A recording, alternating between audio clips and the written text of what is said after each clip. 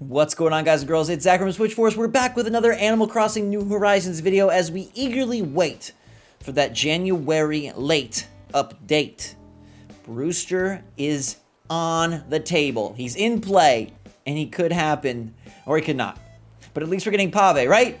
His event is tiny. So I really hope that they're ready to bring us a whole lot more. But what do you guys want 2021? It's another wanted updates video where we talk about the things and the changes y'all want to see most. Thanks so much for being here. I appreciate you. If you want to get your thoughts heard, click the link in the description, go to our Discord. It's a fantastic family of support and Animal Crossing tea. But apparently, my villager does not want to come out to play. I guess he's taking the Brewster strategy of just not showing up. Hey, it's a good strategy. No, it's not. Anyhow, let's get right into you guys' wanted updates. We're kicking it off with Zura, who says, quite a simple idea. I'd like to see name signs so we can name places on our island. Maybe they can show up on the map as well, and I really like this concept because we do have little signs that you can put in game and dot them with a pattern and kind of write on them that way.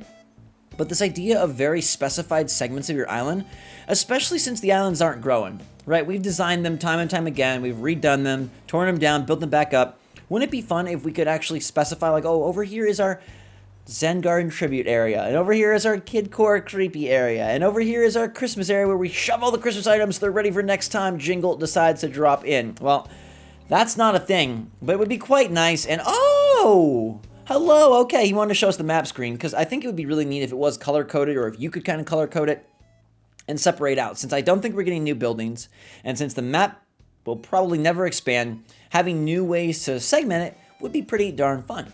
Jackets Are Cool 29 says, hope we can get some features to add more customization to Town Hall.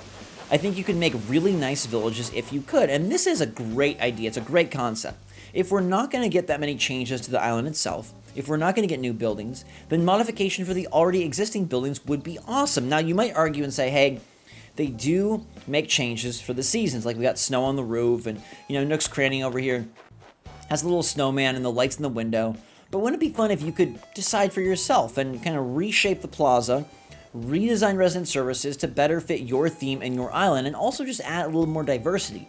Since it's not like, oh, your island can have different buildings than mine, why not at least allow us to have different patterns for our little paths in the, what's it called? Plaza. Thank you.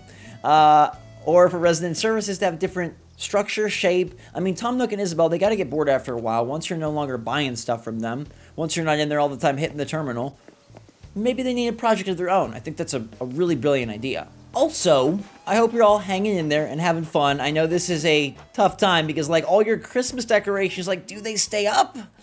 Do you dump them? What else do you do with the winter wonderland that is still snow in the northern hemisphere? And how the heck are you southern hemisphere people feeling and coping? What are you creating on your islands? Where do we go from here? A Festival Pave themed island? Do we prep for Brewster and just pray that he arrives? What do you do with your island in January?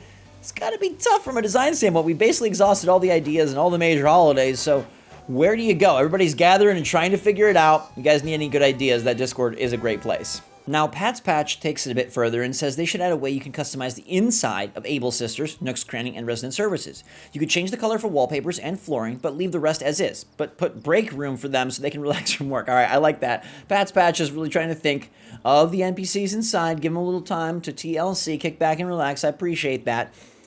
Wallpapers and flooring in the shops, I like that as well. So when you enter a friend's store, you're like, oh, it's your own store. And it allows them to doll themselves up in the interior as well as the exterior. Again, any updates we can have to kind of really shake things up, I think that's what people are hungry for. Like, it's been the same buildings, the same resident services, the same Able Sisters, the same Dodo dialogue for almost a year now, and we're ready to see it freshened up. And that's why this next update is so critical and so important. Are they going to bring new gameplay? If it's just a Pave event and a few items, I don't think that's going to really set the tone for 2021. We need them to show us that they're ready to keep this game feeling full and fresh. And that means mechanics, characters, and more. Not just one-day events, not just another dot in the calendar for Festival. It needs to be something substantial, and I really think they're going to deliver based on Doug Bowser's comments and based on the impending, looming Valentine's Day Brewster crossover that seems too good to not happen. They gotta bring the cocoa-loving cooer to our villages. Please make it happen. Also, what's going on on with Katrina? Shrilly Shrill says, I miss Katrina the fortune teller. I hope they introduce her back and along with the luck mechanic. This is something we talked about for a while. Pat and I were really big on, hey, Katrina's probably going to come around Halloween. It makes sense with Jack, and then she never did. And nobody's talked about her since. Obviously, Brewster gets the focus, and we'll have to wait and see if he happens before we get too excited about another NPC. But I think Katrina's still in play. She's one of the main NPCs that has no appearance in the game, and they did bring in some sort of luck mechanic with the tripping of the Sphinx mask. So what is going on with Katrina? Will she appear? What's a good spot for her? Maybe they've got plans later on in 2021 to bring this cool cat back. I'm not quite sure. I don't think overall the luck mechanic is that interesting, but if they found a new way to integrate with her with the game, and if they found a new kind of daily routine you could do with her, maybe a new type of item to buy, she could be totally worth the wait.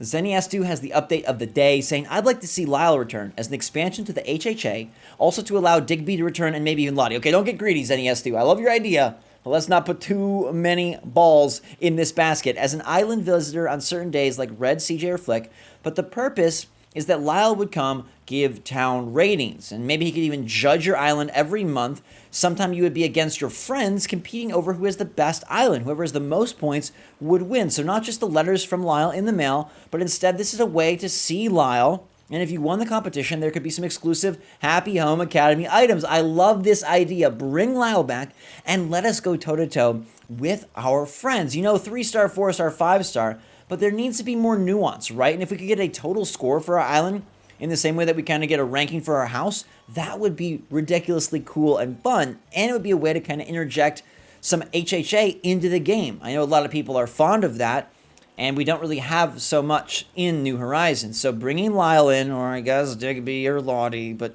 primarily Lyle, he's got some relevance, and now just he shows up and he helps judge the island. And then I love the idea of the exclusive items for winning the competitions or for reaching a certain point threshold. Just more nuance. You know, people have wanted more nuance in the friendships with their villagers. People wanted more nuance all over the game, and this just seems like a great way to fit it in. Plus, it'd be a new NPC and a fun one from the past. Bring him back. I'm all for Lyle. Speaking of Lyle, Crazy Ninja 310 says, I think it'd be cool to have the old NPCs in New Horizons, while they still have a purpose bigger than Rover's small cameo. So I thought maybe a cutscene could appear where Tom Nook could call these NPCs in a similar cutscene to where Blathers was invited, and you could choose which NPC you want to move in after doing a certain requirement for them.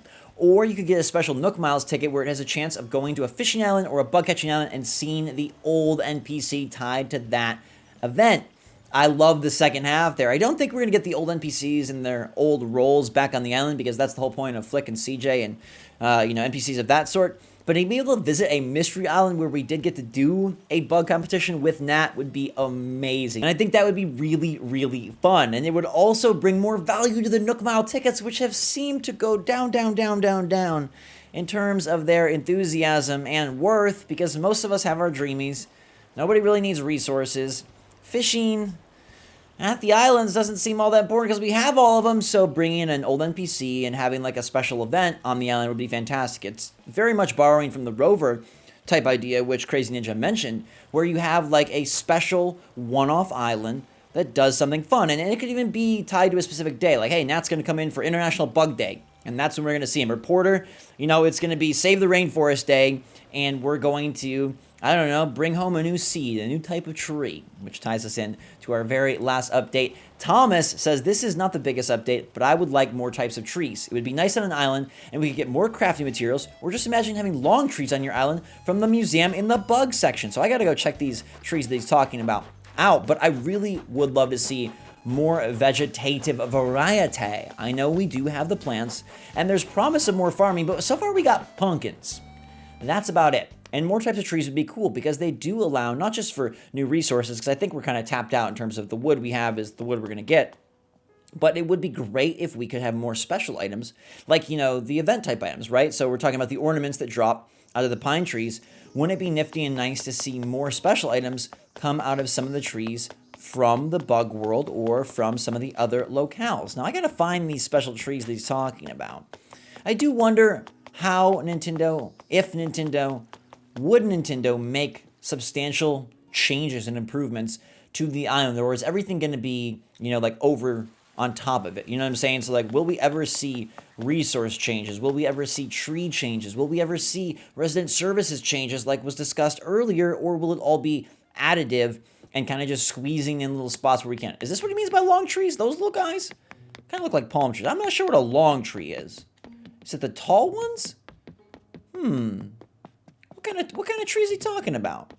Or does he just mean the ones that have longer trunks but the same leaf structure? Interesting. Either way, I would be very eager to have more. Maybe he just means this. Oh gosh, please give us the mama tree.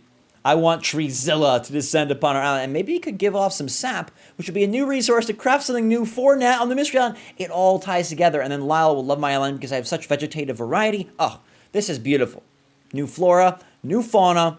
It all comes together, doesn't it? Well, it's pretty perfect that we're wrapping in the museum because this is where all our hopes and dreams go to either live or die. Brewster will arrive and drop the roost inside of Blather's home, or he will leave us hungry for more. I think this trailer is like the most important one Animal Crossing New Horizons has ever had because it'll show either a substantial addition to the game, an expansion of sorts if they really do decide to drop Brewster, or it'll be Pave and a paltry amount of changes, in which case, will this game hold our attention for a whole nother year? We'll have to wait and find out. I think that trailer is going to drop next week. I really feel like that is the time. So hopefully this time next week, we're talking about all the exciting elements that they've introduced. I cannot wait to react to the trailer. It's either going to be bananas in a good way or bananas in a very bad way. So make sure to stay tuned to that. Thank you guys so much for watching. I hope you're having a wonderful day. Stay safe, stay healthy, stay smart out there. Thanks to everybody who submitted their updates for this week's episode. I'll see you guys all soon. And thanks again